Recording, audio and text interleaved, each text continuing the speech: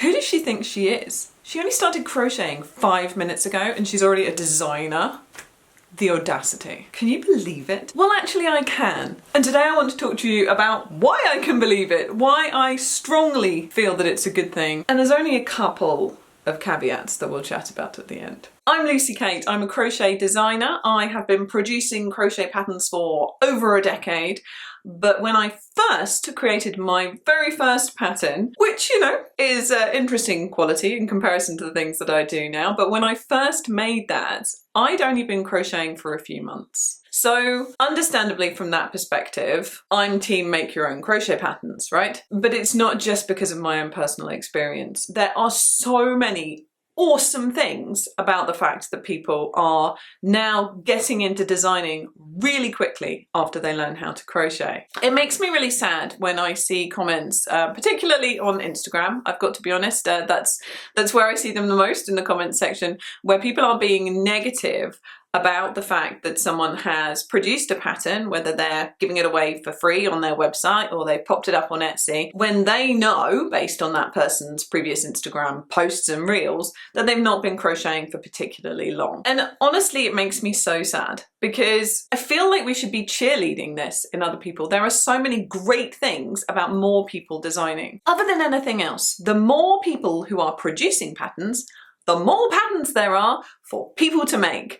If you're a person who likes following other people's crochet patterns, as I used to when I first started, hooray! More patterns to choose from. Anyone can be creative. Once you have those building blocks of knowing how to produce something, and you're able to replicate the instructions for that in a way that anybody who can crochet can understand, why not design your own patterns if you know how to produce them? I have an almost formulaic way now that in my brain I come up with new designs, and it's all based on turning the animal, it's normally an animal for me, into its composite shapes and producing those shapes and attaching them together and then a bit of stylizing. Dead simple, right, when you put it like that. But what is fantastic about anyone being able to be creative in that way is that 70 people could crochet a unicorn and every single one of them would be different. It's mold breaking. There's no laid out set way to produce it. It's not like 70 people are making the same unicorn pattern. There are probably hundreds upon hundreds of different ways to make a unicorn, and they all look different to each other. I think I've got 3 different unicorn patterns on my website. One is one of the first ones I made. The horn is a bit dodgy by my current standards. The other one is a recent one made by me, and then the third one was made by my friend Sarah. The similarities between the unicorn made by Sarah and the unicorn made by me basically come down to the fact that they're both identifiable as unicorns. Other than that, they're totally different. Having more people making patterns doesn't mean you're going to just get a wash with the same thing again and again. There's infinite scope for newness, and that's a good thing. I also am a really strong believer that teaching consolidates learning, and I think that designing comes under this scope. And I'm not an official educator, but I have been running martial arts classes for years, and I have taught some people to crochet, particularly through my website, but I'm also currently as well teaching my daughter, who is left-handed, to crochet, and that's helped my learning as well. Every single time, and I see this with my martial arts students all the time, that they explain something to somebody else, it helps them to improve. It helps it to drill into their minds exactly what they're doing. And from the time that someone is able to basically follow along with standard drills and know what they're doing within the martial arts context, I get them assisting the new people. I'm keeping an overall eye on what they're doing, obviously, especially when they're particularly new, but helping other people helps you. And I 100% believe that writing patterns comes under this umbrella as well, with the caveat I'm going to chat about in a minute. I also think that designing encourages you to be more experimental.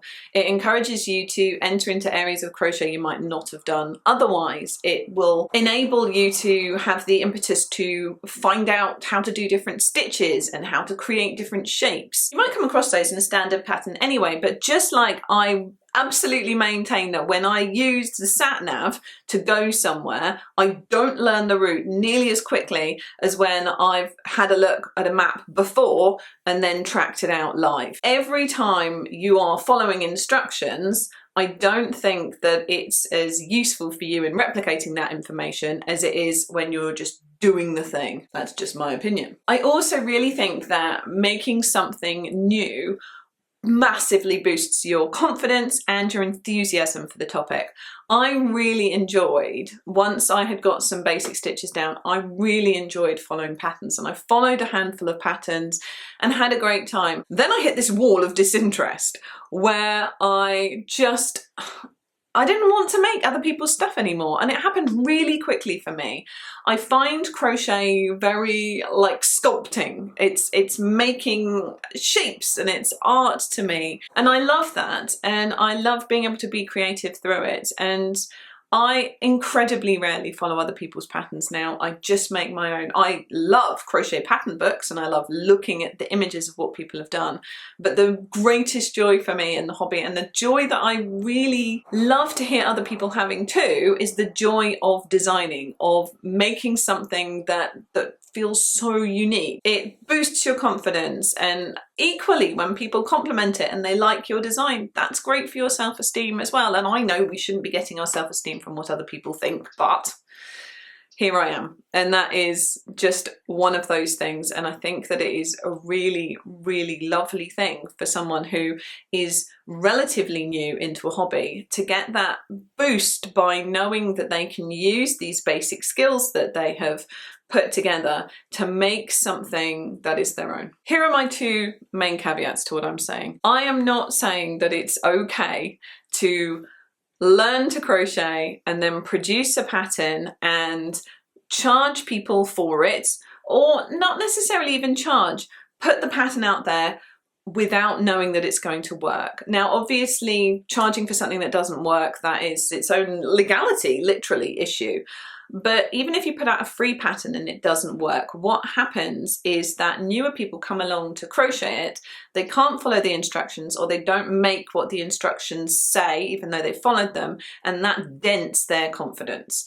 And that's obviously a bad thing. You can literally put someone off crocheting by giving them the opportunity to be wrong. So that's not good. So if you are new to crochet and you've produced a pattern and you're going to put it out there, get it tested by at least one very experienced person, but ideally a handful of people. Make sure that what you're putting out there is accurate before you put it out there. But that's true for all of us. The second thing, and I think that this might sadly come up more than it has already, is to do with AI. Artificial intelligence is a misnomer. It is incorrect. It is artificial, but it is not intelligence. And I think that inclination for someone who doesn't understand the limitations of AI and who has not been doing it very long to push their pattern or their thing that they've made through an artificial intelligence machine is quite great, and that's dangerous because it could then come up with something that is just totally wrong. AI is a dangerous thing. It gives people false confidence. It doesn't actually work as well as it seems to work. Certainly for patterns, it produces quite nonsense actually in the ones that I've looked up and checked out, because I've been pretty sure they were AI. But it also isn't intelligence in the way that you might think, because all it's doing is taking a huge, billions of pieces of data about crochet that people have previously put on the internet, and it's regurgitating them in a different order. Nothing that AI does is original. It is all composite of other people's things, and that I have ethical questions with. But those caveats aside, and again, they can apply to anybody, so they're just general pattern designing caveats, I think, really. If someone has not been crocheting for very long and they put out their first pattern, just yay! That's a good thing, in my opinion. It makes me feel really disappointed to see the number of people who, and it's not that many, but the people underneath who are like, oh, you've not been doing it very long. Who do you think you are making a pattern? Anyone can make a pattern. That's brilliant. It's a good thing. Don't let it impact what you're doing, because it genuinely doesn't. The competition is not there in the way that you're maybe perceiving it. It's just fine. We can all be a part of this thing without it having to negatively impact on each other.